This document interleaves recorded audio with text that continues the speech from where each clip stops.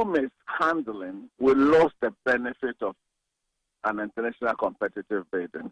Ultimately, all the other firms pulled out because they changed the goalpost. You see, underlining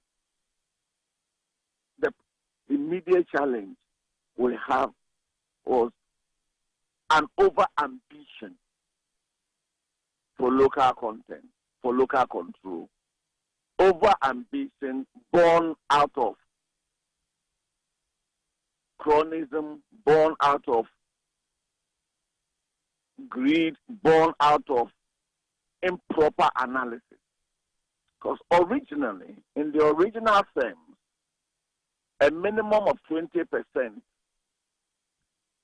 of the company winning the concession, a minimum 20% equity had to be Ghanaian. That was the minimum. And so some of the big boys of this world, Tata, EDF, and the rest, all came in. Because the intention will be that, look, if you ask Ghanaians, if you ask the average Ghanaian businessman to come up with 51% of 500 million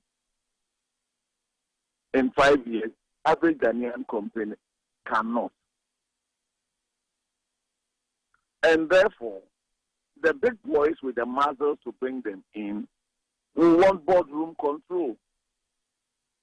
If you give 51% to unknown Ghanaian entities, as part in PDS, you are going to have a problem of raising the money that is needed to be injected.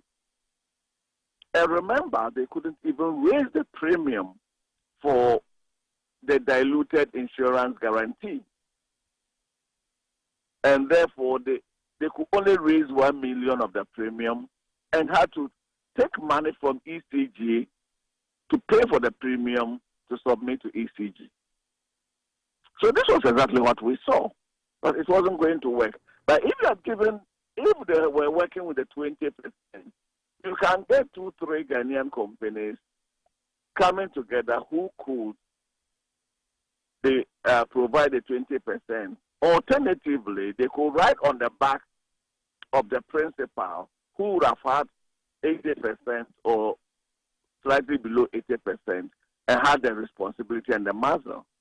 But because we tweaked it to favor our own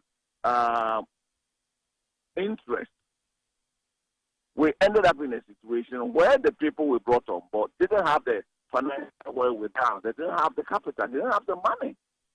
And so we are in this mess. So, but when the new government came to power, and any government has the right to review whatever it is that it has inherited, they decided to review and move the local content participation from minimum 20% to minimum 51%. But that comes with consequences. It means the foreign partner would have lost boardroom control. And remember, Miracle only had 30%. So at any time in a boardroom decision, they can be outvoted easily. And so they did not carry the financial risk that they would have carried if they were the majority shareholder. So this is the consequence of that tweaking. And that is why we are in this mess.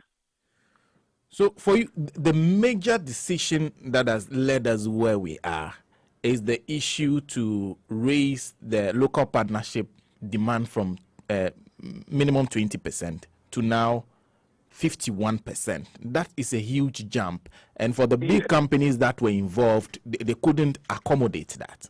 So they pulled out. And they were left with only 2 companies, Miracle and the Chinese company BXC.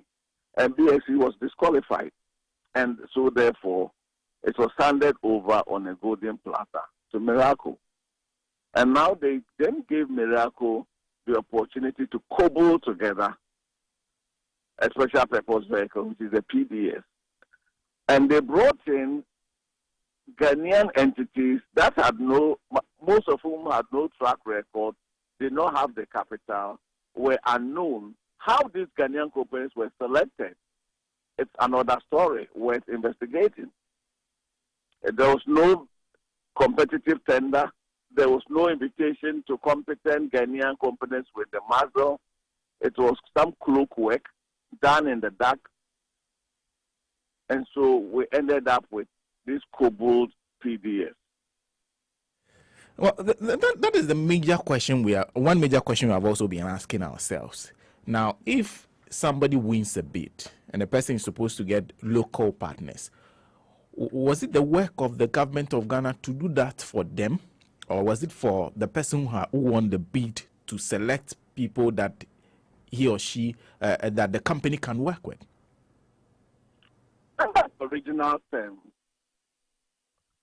The company, anyone bidding, name local partner in the bid document. But remember, the arrangement was changed with the change in government. It was tweaked. And so it became murky. So everyone who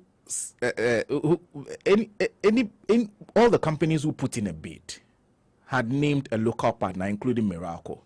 But what happened was that now Miracle was supposed to now pick local partners that would have 51% shares instead of the minimum 20%. Because the terms had changed.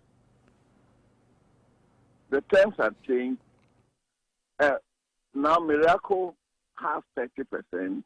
And so even after the tender, they now have to go and look for an idea from Angola to come in for another 19%. There are those who have suggested that even picking Energia SA alone in what they call it as a partner in the process even defeats the tendering process that had happened, because all foreign companies were supposed to have gone through a tendering process, a competitive bidding process. That if Energia SA was a partner to Miracle, Energia SA should have been involved in the deal from day one and should have been part of the tendering process. Is that an opinion you agree with? Absolutely. Absolutely. You don't bring in an external partner after the tender. To do that, you will need to have taken control over the asset. You will need to have had the permission of Ghana government to do that. That was not done.